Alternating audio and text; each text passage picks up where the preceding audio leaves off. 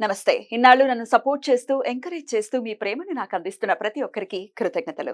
అలాగే ఈ వీడియో కూడా ఖచ్చితంగా మీకు ఉపయోగపడుతుంది. లైక్, షేర్ అండ్ సబ్స్క్రైబ్ చేసి మీ సపోర్ట్‌ని నాకు అందించండి. అలాగే ఈ వీడియో పట్ల మీకున్న అభిప్రాయాన్ని కామెంట్ సెక్షన్‌లో కామెంట్ చేసి తెలియజేయండి. ఇప్పుడు వీడియోని చూద్దాం. నమస్తే, వెల్కమ్ టు అవర్ ఛానల్. నేను పద్మిని. ప్రస్తుతం మనతో పాటు ప్రముఖ ఆస్ట్రాలజర్, హస్త సాముద్రిక నిపుణులు, అలాగే దుర్గా ఉపాసకురాలు శ్రీమతి పద్మశ్రీ గారు మనతో పాటు ఉన్నారు. మాట్లాడదాం. పద్మశ్రీ గారు నమస్తే. నమస్తే అమ్మా. రేపే సంకష్టహర చతుర్థి. అయితే చాలా చాలా విశేషంగా అంగారక చతుర్థి అనుకోవచ్చు, లేకపోతే భౌమ చతుర్థి అని పిలువబడేటటువంటి సంకష్టహర చతుర్థి, కృష్ణ పింగళ సంకష్టహర చతుర్థి.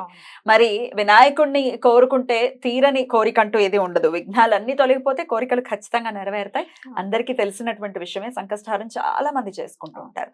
అయితే రేపటి సంకష్టహర చతుర్థికి ఉన్నటువంటి వైశిష్ట్యం ఏంటి, ఎలా వినియోగించుకోవచ్చు రేపటి రోజున ఒకసారి తెలియజేస్తారా? చాలా చక్కగా ప్రశ్న వేశారు.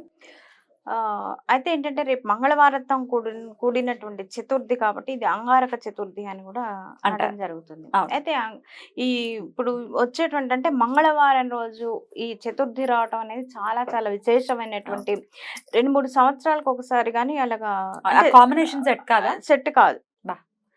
రేపు రావడం అనేది చాలా అదృష్టం. నిజంగా ఏమాత్రం అవకాశం ఉన్నా ఈ అవకాశాన్ని వదులుకోకుండా తప్పకుండా చేసుకోండి. అయితే ఇప్పుడు దీనివల్ల ఏంటంటే ఇప్పుడు రకరకాల సంకటాలు తొలగిపోవడానికి అవకాశాలు ఎక్కువగా ఉంటాయి.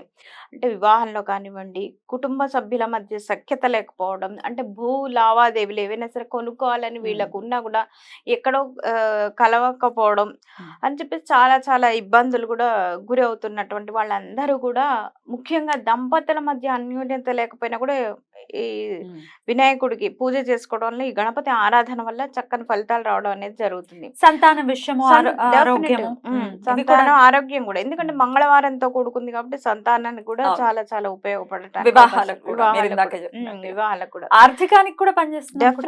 డెఫినెట్ గా అప్పుల బాధ నుంచి, అప్పుల బాధ నివారణ జరగడానికి కూడా ఇది అవకాశం ఎక్కువగా ఉంటుంది అనమాట.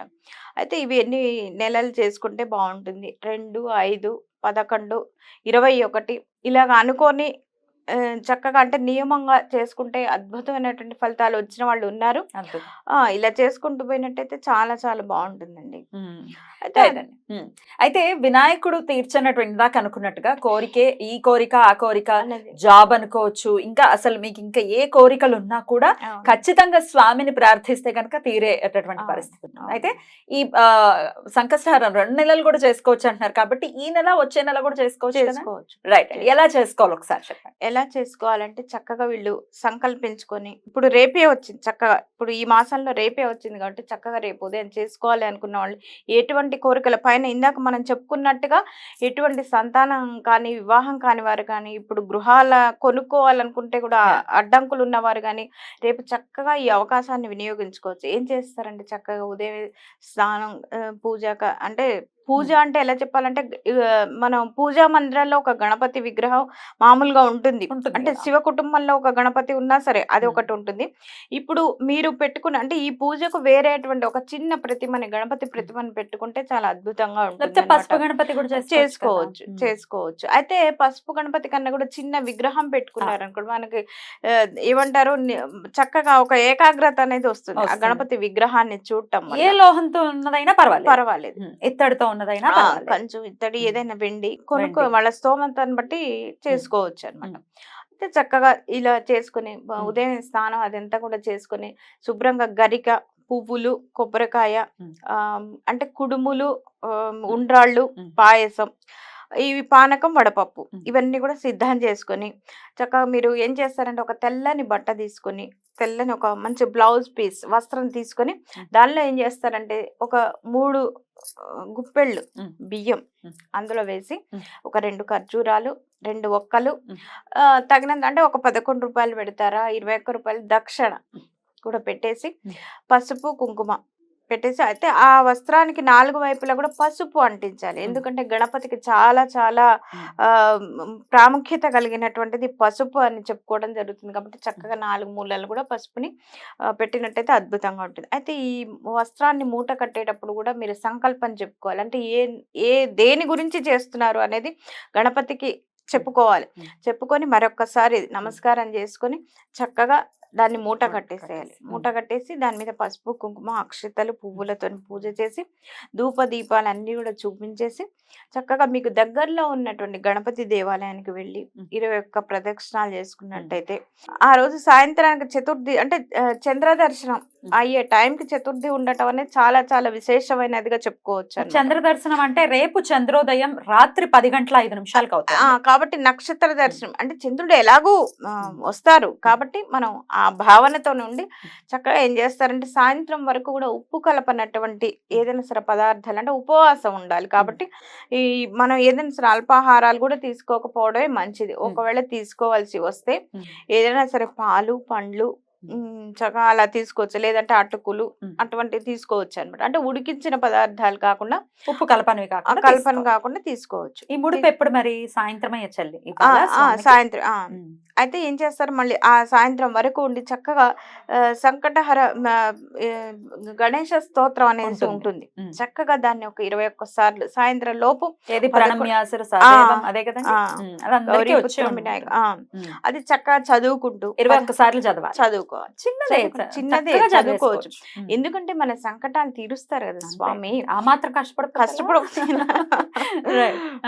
అందుకని చక్కగా 11 సార్లు చదువుకుంటా 21 సార్లు అంటే ఏంటంటే ఉదయం నుంచి సాయంత్రం వరకు దేవుడి మీద కాన్సన్ట్రేషన్ ధ్యాసను నిలుపుకోవడం అనేది చాలా చాలా ముఖ్యం అన్నమాట. కాబట్టి చక్కగా మళ్ళీ సాయంత్రం అవ్వగానే మంచిగా శుద్ధి అయ్యి స్నానం చేసేసి చక్కగా మళ్ళీ యథాప్రకారంగా పూజ అది కూడా చేసుకొని ఏం చేస్తారంటే స్వామికి ఇప్పుడు టెంకాయ సమర్పించి కుడుములు, ఉండ్రాళ్ళు, పాయసం మీరు ఏం చేస్తారు అనేది అది మీ ఇష్టం. చక్కగా స్వామికి నివేదన చేసి గరికతోని ఒక చిన్న మాల లాగా స్వామికి అర్పించిన లేదు అక్కడ సమర్పించిన గరికను చాలా చాలా విశేషమైనటువంటి ఫలితం ఉంటుంది. అయితే ఈ ముడుపు మీరు కట్టుకోమన్నారు కదా, అది మరి సాయంత్రం ఎప్పుడండి నక్షత్ర దర్శనం చేసుకున్న తర్వాత గుడికి వెళ్ళి ఏం చేయాలి దాన్ని?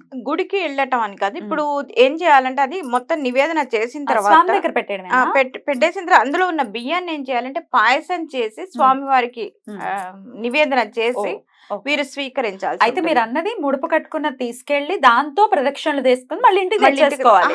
అసలు ఆ ముడుపుని కదిలించొద్దు, ముడుపుని అలాగే ఉంచాలి. మామూలుగా దర్శనానికి మాత్రమే దర్శనానికి మాత్రమే వెళ్ళాలి అంతే. దర్శనానికి మాత్రమే వెళ్ళి, ఎందుకంటే స్వామి వారికి ఇప్పుడు ఎట్లయినా స్థల మహిమ అనేది ఉంటుంది కదమ్మా. ఇప్పుడు గుళ్ళో ఇప్పుడు మన ఇంట్లో పూజ చేసుకున్నానికి దేవాలయానికి వెళ్ళి దర్శనం చేసుకొని ప్రదక్షిణాలు చేసుకొని వస్తే దాని ప్రత్యేకత వేరే ఉంటుంది. కాబట్టి దర్శనం చేసుకొని వచ్చి సాయంత్రం ముడుపుని కూడా తీసేసిన తర్వాత అంటే మీరు చేసేటువంటి పాయసంలో మీరు ముడుపు కట్టినటువంటి బియ్యాన్ని పాయసం చేసి స్వామి వారికి నివేదించి అదే రోజు పొద్దున్న ముడుపు కట్టుకుంటాం, సాయంత్రం తీసేస్తారు. ఎందుకంటే ఆ రోజు ఫస్ట్ మొట్టమొదటిసారి మీరు సంకల్పించుకున్నందుకు ముడుపు అన్నమాట. అంటే మీరు ఇప్పుడు 21 నెలలు అనుకోండి, ఇప్పుడు బియ్యం ఖరాబ్ అవుతుంటాయి కాబట్టి అలా వేస్ట్ చేయకుండా చక్కగా అందులో కట్టినటువంటి డబ్బులు ఏవైతే ఉంటాయో ఆ ద్రవ్యం ఏదైతే ఉంటుందో చక్కగా పక్కన పెట్టండి. మీ కోరిక తీరిన తర్వాత ఏదైనా సరే గణపతి దేవాలయానికి వెళ్ళి చక్కగా స్వామివారి హుండీలో సమర్పించండి. అలాగే ఇప్పుడు మీరు ఏం చేస్తారంటే చక్కగా ఇప్పుడు చంద్ర దర్శనం అయిన తర్వాత నివేదన చేసి అలాగే అంటే చంద్రుడు ఇప్పుడు 10:30 టైంకి వచ్చినా కూడా నక్షత్ర దర్శనం చేసుకుని చక్కగా అక్కడ కూడా ధూపదీప నైవేద్యాలు అంటే ఇప్పుడు ఇక్కడ చూపించేవి అక్కడ అంటే చంద్రుడికి కూడా సమర్పించినట్టుగా భావన చేసుకుని చక్కగా నక్షత్రాలకి నమస్కారం చేసుకుని వచ్చి చక్కగా మీరు చేసినటువంటి పదార్థాలు ఏవైతే ఉంటాయి అవి తప్పకుండా భుజించాలి. స్వామి వారికి పెట్టినటువంటి నివేదించినటువంటి ఏవైతే ఉంటాయో పదార్థాలు అసలు వృధా చేయకూడదు అనమాట. సహకుటుంబం కూడా చక్కగా భుజించినట్టయితే చాలా చాలా మంచి అద్భుతాలు జరగడానికి అవకాశం ఉంటుంది అనమాట. అయితే నమస్కారం అంటే మీరు నక్షత్ర దర్శనం చేసుకుని మళ్ళీ ఇంట్లోకి వచ్చిన తర్వాత అంటే ఈ నైవేద్యాలు భుజించటానికి ముందుగా స్వామికి నమస్కారం చేసుకోవాలి. అంటే నా సంకటాలు అంటే నాకు కార్యక్రమం నేను తలపెట్టడం అంటే నేను 11 నెలల 21 నెల అనుకుంటాం కదండి, ఈ మధ్యలో ఎటువంటి ఆటంకాలు నాకు రానియొద్దు తండ్రి అని చెప్పేసి ఖచ్చితంగా స్వామి వారికి నమస్కారం చేసుకున్నట్టయితే 2 సంకటహర నెలలైనా కూడా చేసుకోవచ్చు. చేసుకోవచ్చు. ఏమంటే అన్ని నెలలు కాకుండా 2 నెలలు అంటే మీరు అంతే. ఇందాకే చెప్పారు కదా. అసలు ఈ పూజ కూడా అంటే నేను ఇంత కూడా ఉపవాసం ఉండలేను, ఉమ్, అసలు పూజ చేసుకోలేను, ఉమ్, నాకు వెళ్ళే వసతి లేదు అంటే కనుక మనం ఇందాక చెప్పాం కదా గణపతి అష్టోత్తరం అవి చదువుకున్నట్టయితే సంకటహర ఉమ్. గణపతి సంకటనాశన గణపతి చాలా స్తోత్రం బాగుంది. చదువుకున్నట్టయితే చాలా చాలా అద్భుతమైనటువంటి ఎక్కడైనా సరే దగ్గరలో ఉన్నటువంటి దేవాలయానికి వెళ్ళి చక్కగా కూర్చొని సాయంత్రం ఏమంటారు నక్షత్ర దర్శనం ఆ టైంలో నక్షత్రాలు వచ్చేటువంటి ఆ టైంలో Right. చక్కగా చేసుకున్నట్టయితే దేవాలయాలు చాలా బాగుంది. 11 సార్లు చదువుకున్నా కూడా ఇప్పుడు ఇంత పూజ చేసినటువంటి ఫలితం రావటానికి అది ఏంటంటే ఓపిక లేని వాళ్ళు, చేతకాని వాళ్లకు ఇది ఒక ఈ ప్రత్యామ్నాయం. ప్రత్యామ్నాయం. రైట్ అండి. చాలా బ్యూటిఫుల్ గా ఎక్స్ప్లెయిన్ చేశారు. ఎంచుకుని ఆ స్వామి యొక్క అనుగ్రహాన్ని మన వాళ్ళందరూ పొందాలని మనస్ఫూర్తిగా కోరుకుంటూ thank you so very much అండి. నమస్తే.